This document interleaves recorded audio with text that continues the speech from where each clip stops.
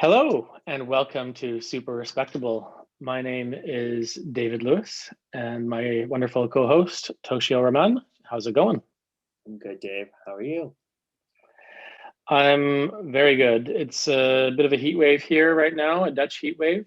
So time to order some fans and things to cool us down. It's pretty unbearable in our greenhouse here. It's that bad. Like it's that hot.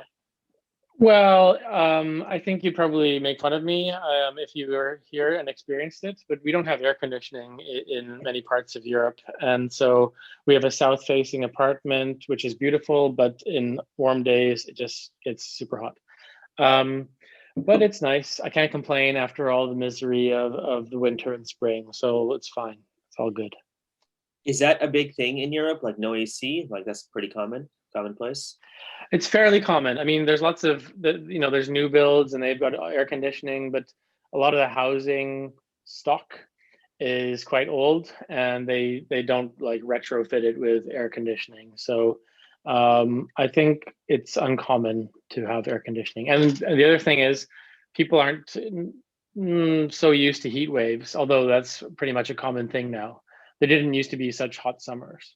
So these Yes. things happen. Yeah. Well, I But hope you get through it. yeah, it's all good. And the other thing that's happening right now is the Euros. Are you watching that? Are you a fan of Are we talking? football? Oh, football. I thought you're talking about the currency. um, no, but I heard some dude, some Dutch dude or someone like fell on the field a couple days ago, right in the middle of play. Like I saw on the It news. was a Danish player. He had I think cardiac arrest, and Oh my he gosh, basically like was a heart attack. he was essentially dead for a few seconds and was revived due to the quick action of the well-trained staff around him. Yeah. But thankfully, he's doing better. I don't know if that means he can never play again or what happens after that. But Okay. he was one of their top players, and it was quite shocking to see that. Dave, So I feel I'm like I have a couple hypochondriac tendencies in my life. One of them is yeah, I feel that one day I'm gonna have a heart attack or a stroke and it's gonna be really bad. So like I really like I get freaked out when like really healthy people because athletes, especially footballers, are extremely healthy and in good shape, right? Like their cardiovascular systems are fantastic. I wonder what happened. I want to know why this happened. But is he okay? he's okay. He's stable now. I think he's still in hospital, but he's okay. Yeah, it has happened, and people kind of because they're famous, athletes, and there's TV on them and a lot of spotlight. That gets a lot of media attention about how come soccer players. I should actually, because of the audience, I'm going to say football players. I'll try and keep consistent with that. So football players Oh, um, have these things, but the thing is, there's so many games that happen, so many players, and it's actually fairly rare. Maybe I'm assuming these guys get regular medical checkups. Like you said, their diets are great. They're very healthy and highly trained athletes. So I assume if they had cameras on and everyone were to watch people watching Netflix all day, there'd be a lot more incidents of viewers getting heart attacks or whatever because they're not doing anything. They're just eating chips all day. I remember like I'm always fascinated with athletes and like what they can do with their bodies and stuff like that. But like footballers, not soccer players. Yeah, we're gonna struggle with this. No, footballers, they really have amazing like physiques and like their bodies are built in very interesting ways because they're not like big dudes in terms of like Mm. football like American football players or this and that. They're very very like slender guys, but they can run for like 90 minutes, man, back and forth. So it's like a very special skill and talent. So you see a lot of these footballers when you watch these games, and they're not really big guys, but they're in extremely good shape. Like Yeah, and it's a huge pitch. Like huge. a full length pitch is a massive thing. If you ever had to run the length of it, I'd be totally gassed after one go. Yeah. So these guys, like you said, of course, there's defenders and they're patrolling one third and midfielders, whatever. But very often they're running back and forth, and I think they average. It really depends on the position. Yeah. Obviously, the goalies don't have to do so much, but I think they average between 7 and 9 kilometers a game. That's insane. And they don't often play the full 90 minutes, and they're doing it at pretty intense Yeah. sprints. What do you call it when I forget the actual terminology, but like when you can go really fast very quickly and then stop and then like do it again, and it's like hit, right, like high interval and Yeah, things. isn't it like anaerobic where they're doing like 100-meter sprints and then chilling out again and recovering? Yeah, I mean, it's quite something. I used to play on teams and I loved it. It's a great way to distract yourself if you don't like running. So you kind of yeah, enjoying yourself playing, chasing a ball and tackling people, yeah, while at the same time getting a good cardio hit. exactly. So it's good. I'm a big fan, and I'm addicted to the Euros. I know it's challenging in Vancouver with the time change and everything. Yeah. Also For with the lack of interest, it's pretty and the challenging. lack of interest is a big problem. No, but Yeah. it's but to be fair, I don't really watch any sporting events unless it's like the finals or it's like the Olympic like final gold medals. So plus I got 1,000 other things to do. But I hope that the team that you're rooting for is doing well, and I hope that you're Yes. enjoying and you're Thank getting. you. Is it England? Is that the team? Well, actually, if you break down my ethnicities, I'm half Welsh. Yeah. I'm a quarter English and a quarter Polish. So Wales is in it. They're doing well. Oh, I'm they have their own gonna. team. Wales. They have their own team. That's the way the UK is very confusing as a country, Yeah. because I have a British passport, Yeah. but they only compete really as the UK in the Olympics. Yeah. Aside from that, they're bitter rivals. The Scots hate the English, the Welsh hate the English. Everyone's against the English. Is So it? in this Euros, there's Scotland is in it, Yeah. Wales is in it, Yeah. England is in it, and Northern Ireland could have qualified. They had their own team. So even Northern Ireland and Southern Ireland have two different teams. They're different places. Oh my gosh, that's crazy. That's Yeah. that's awesome. Oh, good for. I think everyone should have every country that they want. If they want to have regional identities, why not? I think it's cool. Yeah. Have you Well, I mean, don't give Spain any ideas, otherwise their team would be in big trouble. have you There's lots of divisions. have you been to your Welsh homeland? Like, have you been to the places that your family like Of came from? course, In Welsh? yeah. Oh, Every time. Yeah, it's because of coronavirus. It's been a while, but whenever I go over to the United Kingdom, I make a point of visiting Wales and England. Yep, and my English family is they're from Devon, yeah. which kind of comes close to bordering Wales. So it's not too far off to get there. But yeah, so basically with this topic of football, I was thinking about India's football prowess. Oh, do they have And when we talk about India and you think about India and the stereotypes for sports, everyone knows that India, they're mad about cricket. cricket? Like, I'm pretty sure cricket is the national sport. And across the whole subcontinent, like Pakistan, Bangladesh, maybe you can check me on that, but I'm pretty sure cricket is the number one thing. I agree. I think you're right. And what's your take on that? Have you played it? Are you into it? Is it something that you follow in your family? Have I played it? No. Am I into it? I'd be willing to learn. My family, Okay. yeah, like extended family, I think they're like obsessed with it. And like the community I grew up in, they like wake up at 3 o'clock in the morning to watch games because of the time zones. Right. I have no other. I like the idea that you can stop. Do you understand it? I don't understand the rules. I know. These are the things I know about cricket. You can do it in like one hand. The ball is so hard. If you don't catch it properly, you can break your hand. Right. They stop for tea halfway through, which that's great. They wear all white. It takes days. They may not finish. They just keep going.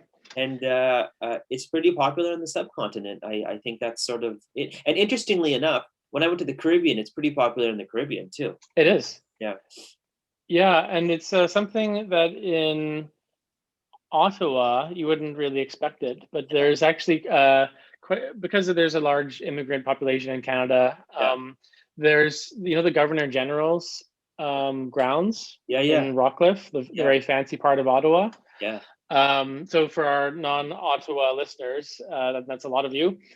In the Canada's capital, there's essentially like the wealthy diplomatic quarter where all the big houses are, where the prime minister is supposed to live, and all sorts of other stuff.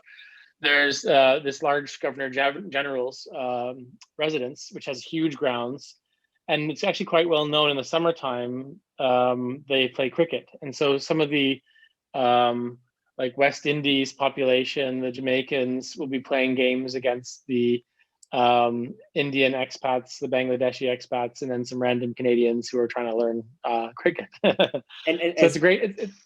yeah, it's a really fun. I think it would be a fun sport to play, from what I can tell. But I don't know the rules. I know 4 points and 6 points, right? If you hit a ball like within a line, it's four. If you do a I've home run, really, I'm a zero on that one. I've tried watching it. I've tried having people explain it to me, but yeah. But this brings me to a point. Although the country by and large is cricket crazy, hmm? that's not to say that isn't segments of the population that's crazy about another sport, which is football. Nice. So people don't often associate it with India, but it's a huge country, and you can't just say, all of India thinks this. Of course, as with every country, there's pockets of people who think very differently. And when you have a country of 1 point, however many billion people, I don't know the current population, Yeah, yeah. you can have huge amounts and millions of followers of football teams. So what I wanted to do is throw out some very interesting facts about Indian football, Sure. because it actually has quite a history. People may not assume it, but I'm here to shatter some stereotypes and assumptions that people have. So, number one, it is home to the third longest running football tournament in the world. Oh, okay. Because there's all sorts of different things. There's not just the World Cup and the Euros. I mean, in the UK, there's the FA Cup, which is basically all of the different football teams, from like the lowest, crappiest team to Manchester United and Chelsea and all that, play Yeah. each other. So it's a very big tournament, and that's, I believe, the oldest football tournament that's been continuously running. Okay. But the third longest running one is called the Durand Cup, and that was founded in 1888, and it's based in India. Okay. It does have a colonial history, so it was from the colonizers of the UK, Yeah. and it was originally only open to British regiments playing each other that were based in India. Okay. But eventually, they got smart, and they opened it up to the wider population. Yeah. I think in the early 20th century. Yeah. And it's been going ever since. So it's you can look it up. There is a Durand Cup. It's a very big event, and I believe it's host to mainly the Indian local teams that play each other. So there's Indian like Super League and a Calcutta club and whatever. Yeah. So it's been going since 1888, which is quite impressive. These tournaments usually, how long? Like the first one you mentioned, the FA Cup. How long does it usually take to go from the beginning of the tournament to the finale? I think it goes the whole year Oh, alongside the Premier League and the regular seasons. So okay. it's a really fascinating one, and it's a great story for Hollywood sort of thing, because it has like the typical David and Goliath stories where like this team of guys who just play pickup will end up playing based on the draw. Yeah. Some top squad. It could be any given week that they'd be drawn against a top club, and they could be knocked out. It's like no Wow. second chances. I like And so there are stories of like super underdog teams that no one's ever really heard of playing and making it to quarterfinals, semifinals, and not so common, but finals. I'd have to look it up when the last major upset was. That's the one thing I really enjoyed about the World Cup was I liked that it was like you had one shot, and if you screwed up, you're out until 4 years. Yeah, it's not ruthless. Like it's not it's not like the cruelty in me, but I like because I think in American sports and Canadian sports, like we have like best of like 5, best of 7, and each round it just goes on. Yeah, they drag it out. Yeah. Really like the NHL playoffs takes as long as the entire season, so yeah, they could really maybe they could continue it but not do like best of 7. That really drags it on too much. Yeah. And I do think it's cool to have like one game where it's just I like it too. That's life, man. Life, right? And I also I think I mentioned it before, in the Premier League and most European leagues, if you come last in your season, if you're a last place team, you're out of that league. They kick you out. Yeah. But whereas in North America, it's like, here, have the best player, the best young player, and you'll get better next year. Yeah, we're not as ruthless. We're not as hard over here. That's interesting. Yeah. So okay, so there's these Yeah. tournaments that happen. So there's that. Okay.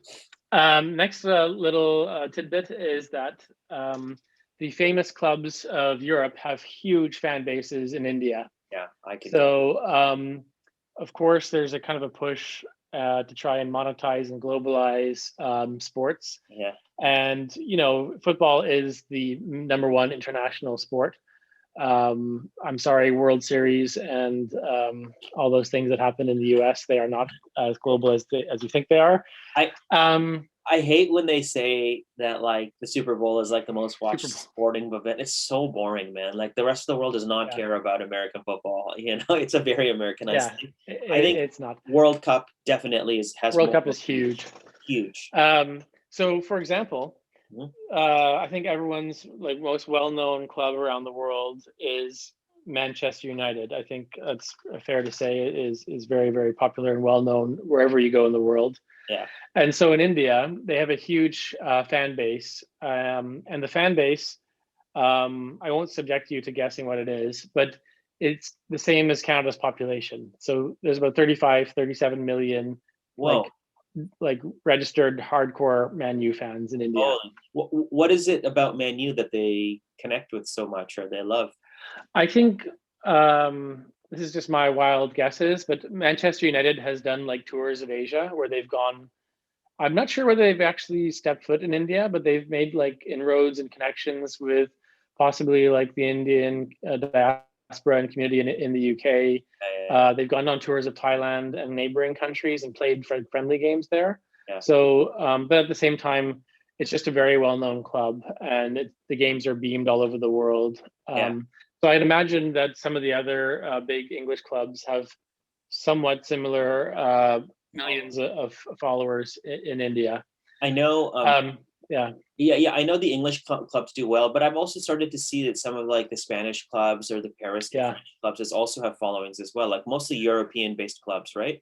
Mostly European. So exactly right. Like the big Spanish clubs are Barcelona and Madrid, and they are globally known. Exactly. Same thing. Big money has come to Paris. The big. So it didn't used to be that way. Like the French league was not really on the same scale as maybe the Spanish, Italian, and English league. Yeah. But because of the money, Paris is now a powerhouse team.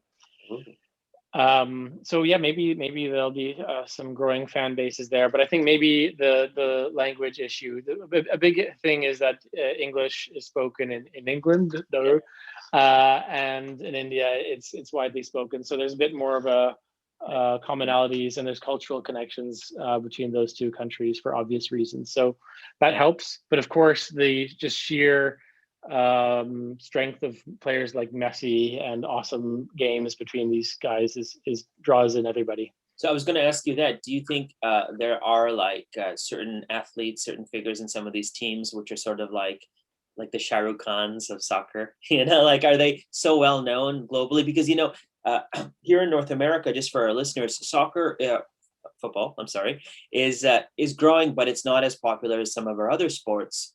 Hockey, basketball, baseball, but it's getting there. But in other parts of the world, like when you mention a Beckham or a Zidane or a Messi or a Ronaldo, it's like you've talked about like the most famous person in the world, right? So I'm wondering if that has also translated into Indian culture. For sure, and I will later on in my factoids get to the most well-known Indian player who is basically India's Messi. Okay, cool. Okay, He's a very interesting guy. Okay. But just a few more tidbits here.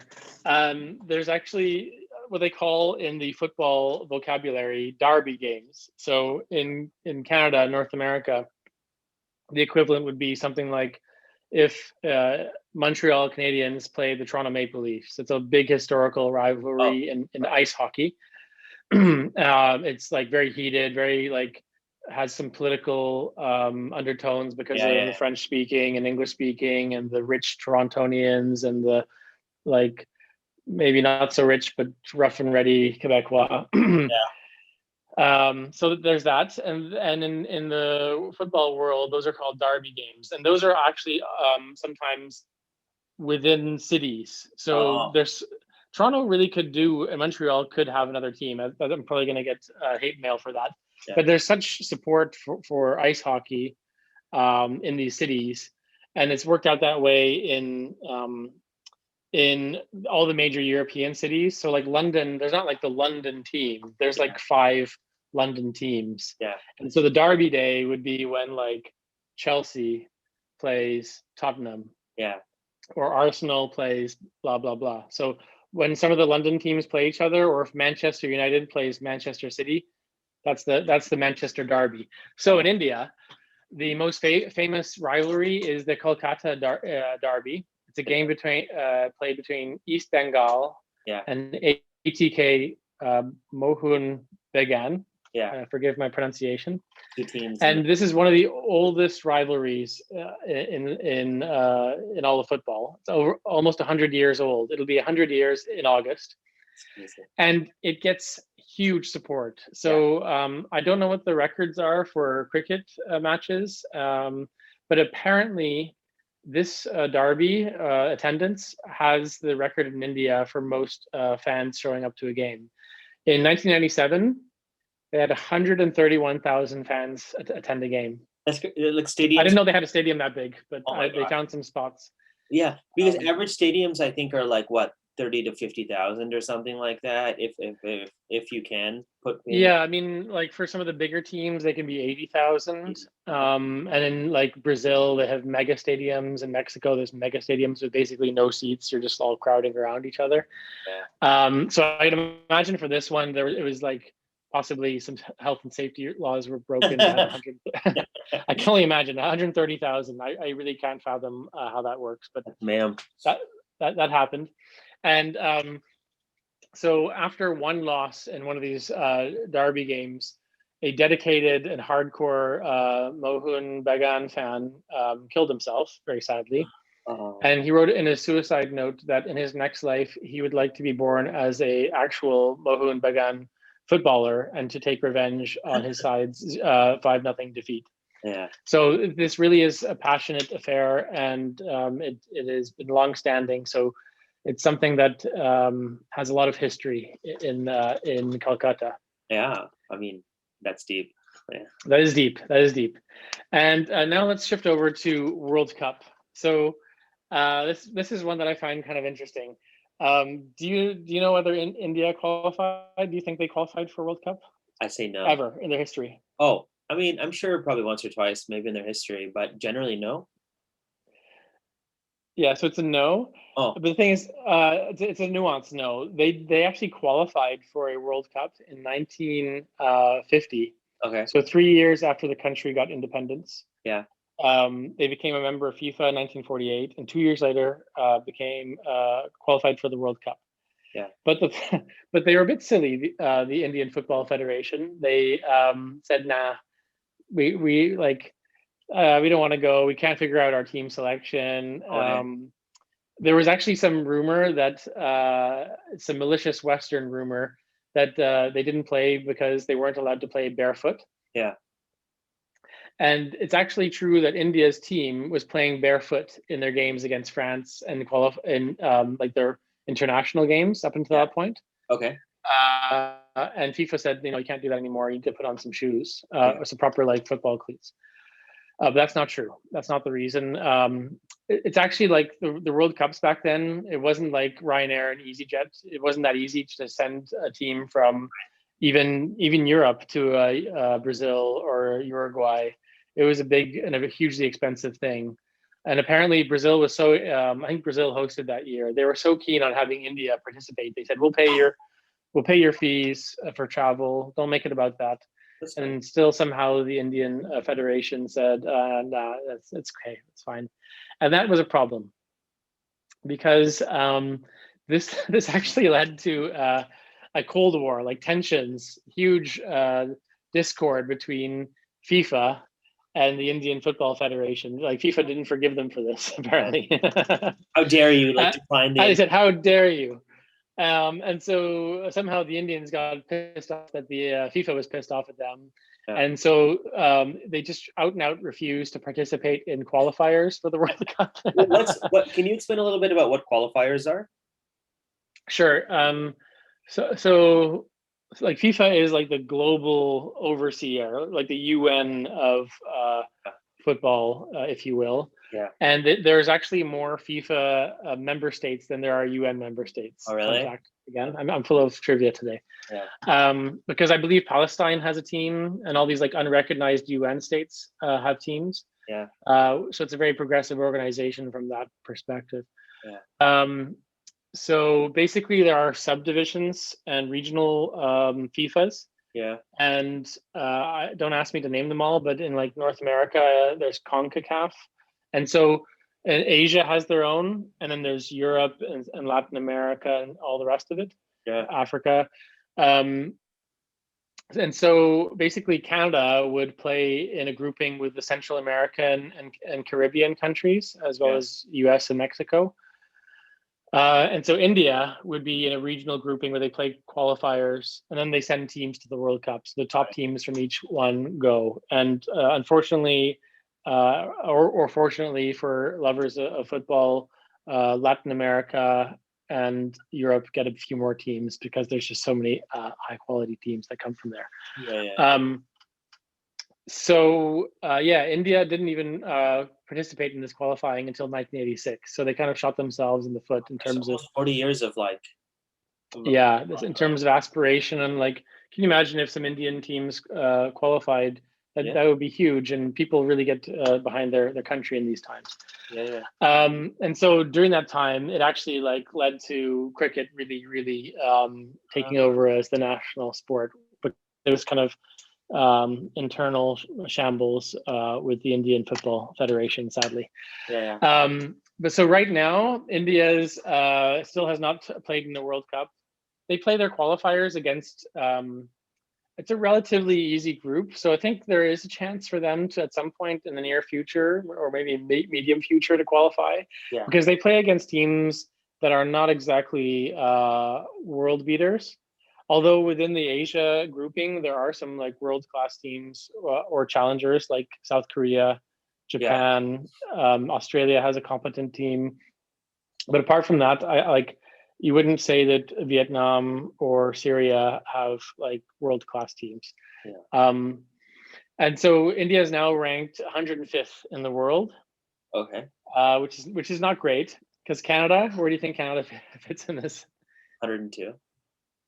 Canada's 70th. Canada's getting better, which is 70th. Nice to hear. Canada used to be like 2 or 3 years ago close to the 100th. But Canada actually has like 2 or 3 players who are getting really good. Out of curiosity, who's number one? Number one in the world? Yeah. Belgium. Oh, really? Yeah, Belgium actually, like, they have like a once in a generation opportunity to win. I think they made it to the semifinals of the World Cup last time. Wow. And they were beaten by a very good France. Yeah. But right now Belgium has a very good team. So yeah. But this leads me to talk about India's big star. Yeah. This is the whole reason why I picked this topic, and also because of the hype around the Euros here in the Netherlands. I came across this stat, which it made me it kind of blew my mind. I didn't expect it at all. There's actually a player from the Indian national team who is 3rd in the world amongst active players for international for their international team in terms of goals scored. So this guy has more goals at the international level. Yeah. When I say international level, I mean like for playing for the Indian national team, than Messi. Oh, no way. So Messi, in my opinion, is the best player in the world right now, and probably one of the best players of all time. But this Indian player has more goals than him. And his name is Sunil Chhetri. Again, to our Indian listeners, please forgive me my pronunciation. He's the most capped player, more vocabulary. So when you play for your team, you get a cap. So he has 118 caps for India. And he has 74 goals. So that's pretty good participation. Cool. And he captains the Indian national team, and his nickname is Captain Fantastic. Uh, so he's quite an interesting guy. He's not exactly the biggest guy in the world, but Yeah. neither is Messi. But he seems quite short. I don't know his height. He's not that large, but he makes up for it in spirit and character and drive and hustle, Cool. and agility. But unfortunately, with stats like that, you'd think he would be picked up by some of the bigger European clubs. Yeah. But I think um, he has, despite his high caliber and output for the Indian national team, it doesn't translate to club level goal scoring. Uh, So the highest level he's achieved in terms of international clubs is he was once signed for the American MLS okay. for Kansas City, Oh. but he Okay. didn't play. He didn't play for them. Yeah. So he has a good, like, sort of a cult following and a strong following within India and is well known there. But he's done a lot for building the profile of the national team, and having such great statistics at the international level is great. Right. But unfortunately, that does not necessarily translate into high caliber interest from the European teams. Yeah. So yeah, I just wanted to throw out some of these points to just highlight that India, you shouldn't write them off in terms of football, soccer. They have a rich history. They have the potential down the line. Yeah.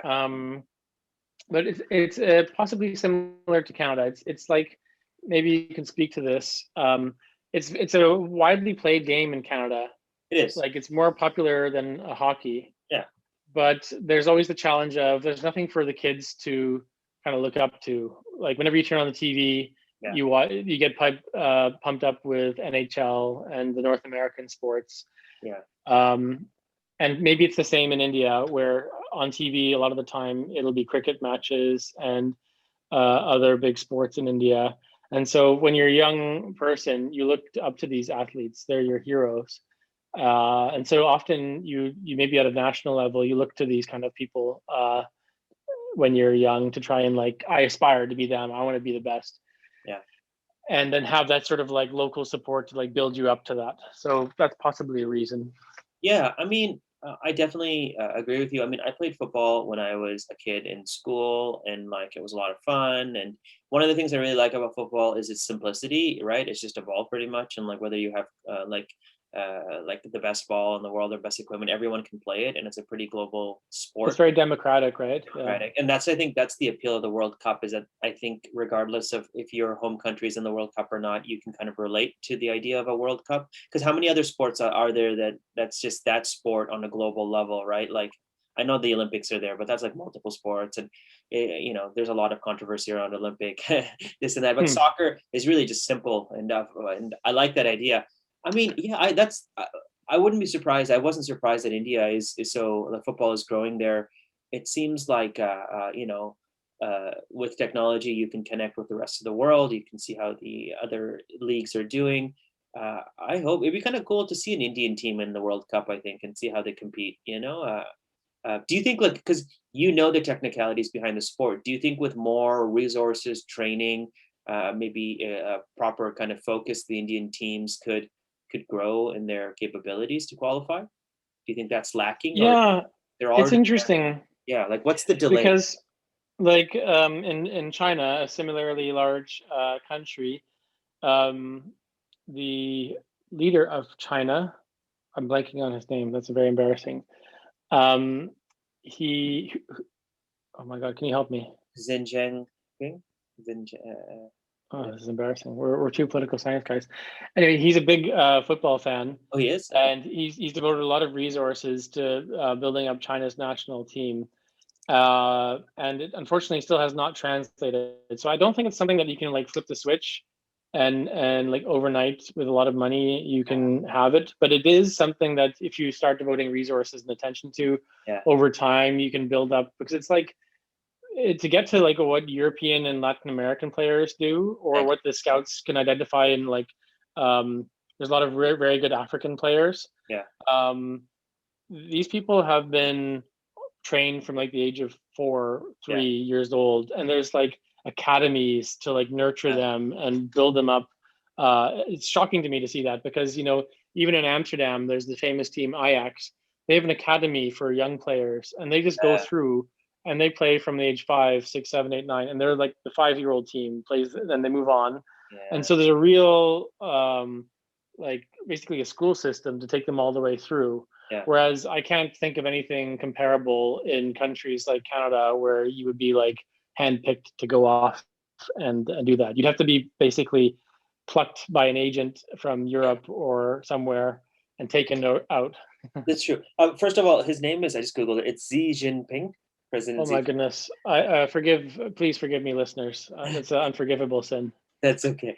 And then, yeah, in Canada, we don't have that, but we have that for hockey, right? I mean, if you're a good hockey player, if you can go through the levels of that. So maybe our focus is just on another thing. Because in North America, like I said, soccer is growing, but it's not there yet, right?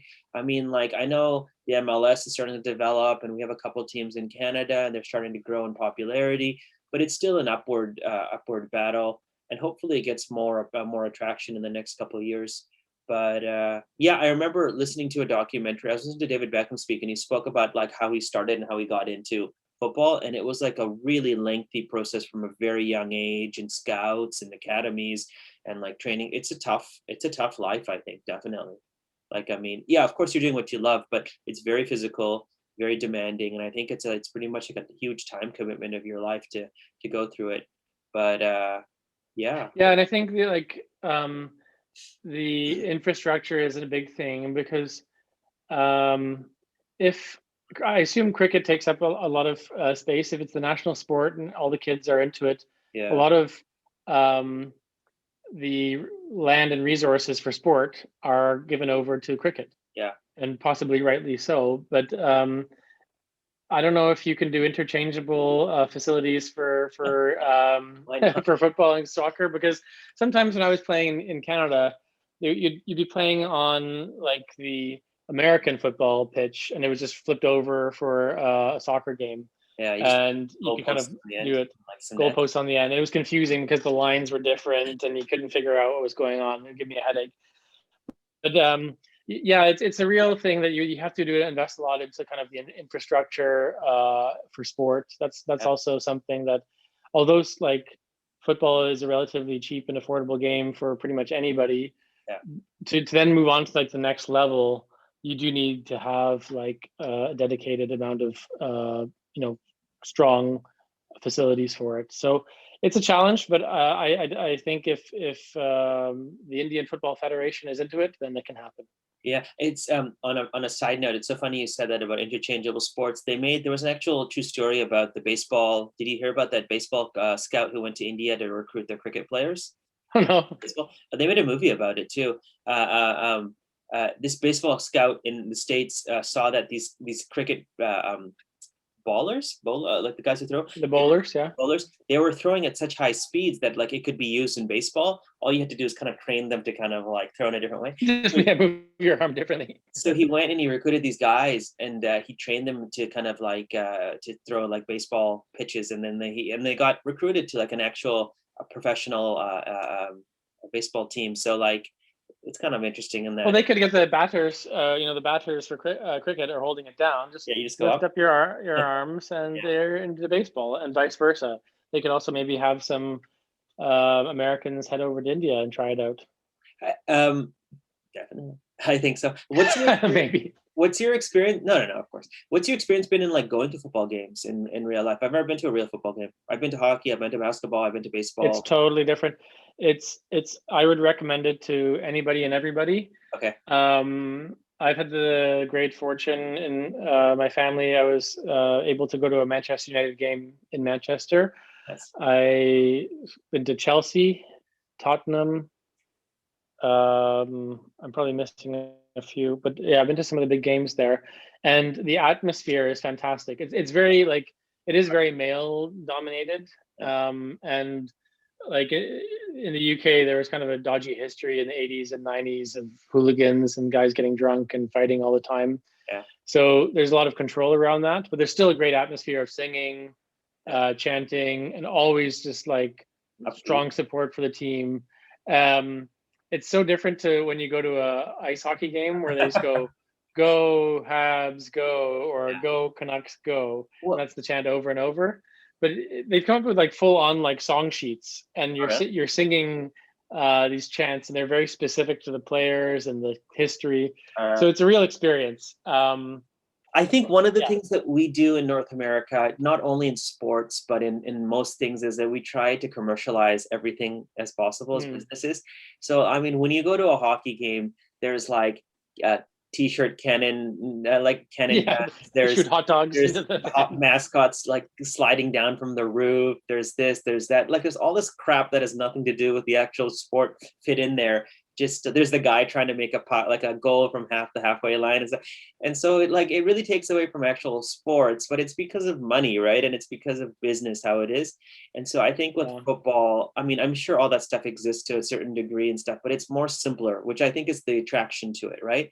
It's like it's a bunch of dudes on a pitch trying to get a ball in in 90 minutes, right? Like it's Yeah. very, And there's no commercial breaks I aside from like the that. halftime when everyone can walk away anyways. Yeah, So I think that part should never be corrupted because there'll be huge rebellion. yeah. And I don't know if you followed this, but like a month or two ago, there was an attempt to create a sort of North Americanized football, Oh, right. and they wanted to make like a European Super League where only like the well-known teams would play each other all the time. Yeah.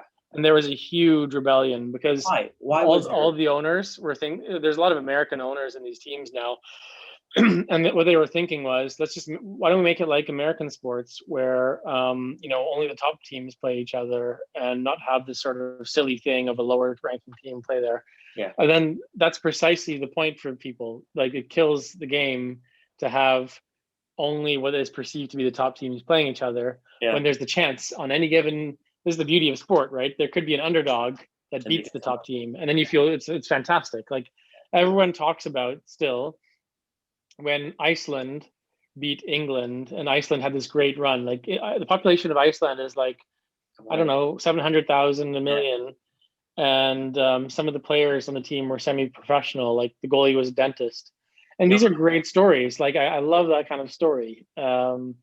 So like I hope that never changes. I hope the purity of the game That's continues because right. that's the beauty of it. Do you think do you think in India that there's like the talent there that could be molded and then created to kind of make international level footballers? Like, do you think any country can provide anybody regardless? Like, that's one thing about football is that I'm sorry, Sunil, who we discussed, isn't really a big guy, but he's still an amazing footballer, right? And so physicality really isn't the main priority when it comes to football. It's I think skill, right? That's what I would argue. Yeah, but it is changing. I mean, someone who I would say like Lionel Messi, he's a pretty short guy. I think Yeah, he's like 5'6", 5'8", yeah, maybe a bit taller, but he's quite short in comparison to the other players. yeah, But he uses that to his strength. Like he uses agility and he moves around, has a low center of gravity. yeah, Um, and I think by and large, the Indian population isn't known for being as tall as like something like the Netherlands, which is full of tall people. yeah. But that can be used to their advantage. They could have a whole country of Messis darting around the place.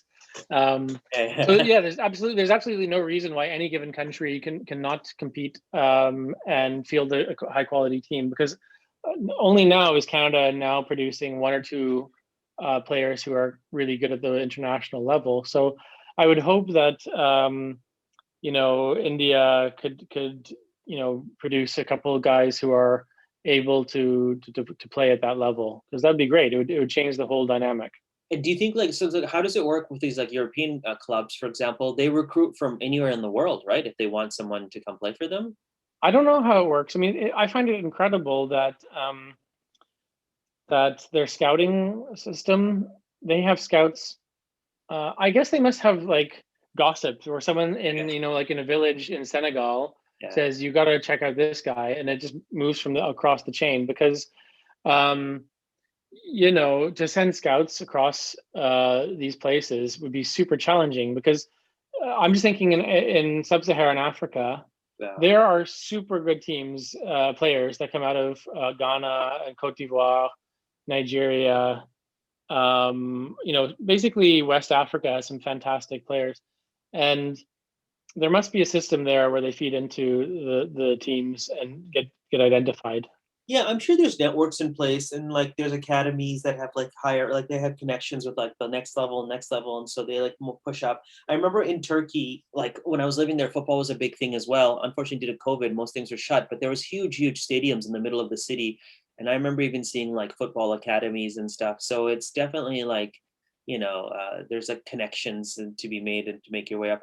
And so for a footballer, like what's like the aim? What's the goal to get into the European, like a European team? Is that the best? Yeah, Uh, I assume the dream is that, because even some of the best players in I guess probably the next best region would be South America. yeah, Someone like Neymar, yeah, he kind of resisted going to Europe for quite a while. yeah. I mean, I say that on a relative scale because I think he maybe he was like 22, 23, Kid, and still playing in Brazil. yeah, But eventually money talks, because the big money is in the European teams. And then you get the chance to play with someone like Messi and the fantastic Barcelona team that they had a few years ago. yeah, So I don't know, if you're one of the best in any sport of what you do, you want to compete against the people who are at your level. And that probably just shifts you off to Europe, and that's sort of the way it is. The money's there, the global attention is there, and if you're a top player, you want to be challenged and you want to be known as the best player in the world. So I assume that's a motivation. yeah, for sure. I'm sure that somewhere in India, there's probably the next Messi who's being like, he just needs a shot and he'll be out there. But I'm sure there are amazing players in India like that just haven't been discovered or in the process or being like groomed at the moment. But it'd be exciting to see what happens in that country, especially for such a large country. If football gains popularity or at least gains more infrastructure, we might be able to see some of these players at an international level, and it'd be amazing to see India at the World Cup level. I would be thrilled. I am all for some disruption to the usual crew of national teams. So Totally. I would love to see India participate in an upcoming World Cup. Yeah, for sure. I think during World Cup times, some of the coolest things are when people start talking about, oh, did you see that the Algeria team beat like this team, and like you mentioned, right, the I love unexpected, that. that stuff like that is really cool, and it's sort of like a democratization of the world in terms of sport as well. So an India World Cup champion would be amazing, as opposed to one that's won one that's multiple times, which is great as well, but something new might kind of rock the boat a little. And you never know. I mean, there could be possibilities of hosting a World Cup at some point too, Oh, which they have some big stadiums for sure. for football. Actually, there are, because of this rivalry in Kolkata. Yeah. Apparently, most of the support for football in India is found in the southern and eastern part of the country, Oh, okay. towards Bangladesh. So Yeah. along the coast, because I was looking up the teams that make up the Indian Super League. Yeah. Delhi doesn't have a team. No, I There's did. no Delhi team, so it's obviously a massive city. Yeah. So it starts basically from Mumbai down and around, Yeah. whereas where like the big teams are. How many teams do you know roughly that you came across in the Super League? I'm not sure. I'm sure it's I Maybe. think maybe 12 to 15, right, that kind of range. Yeah, yeah. That's fascinating. So that Indian Super League is the main league, but there's also a kind of a breakaway league as well. Uh, But Calcutta, and in some of the southern states, that seems to be like the big hub for football support. Thanks, Dave. That's really fascinating stuff. Sports are always interesting to me, and if all our Indian listeners, we're rooting for you, India, for the next World Cup, man. Go India. We'll be your official podcast sponsors. So, I mean, we'll do the play-by-plays at the games. Yeah. That'd be super cool. So thanks, man. That was really really cool. My pleasure. I hope that you found that interesting and informative. There's a great history in India with football. Don't forget that, people. Thanks. All right, Dave. Have a good one. You too, Tosh. Take care.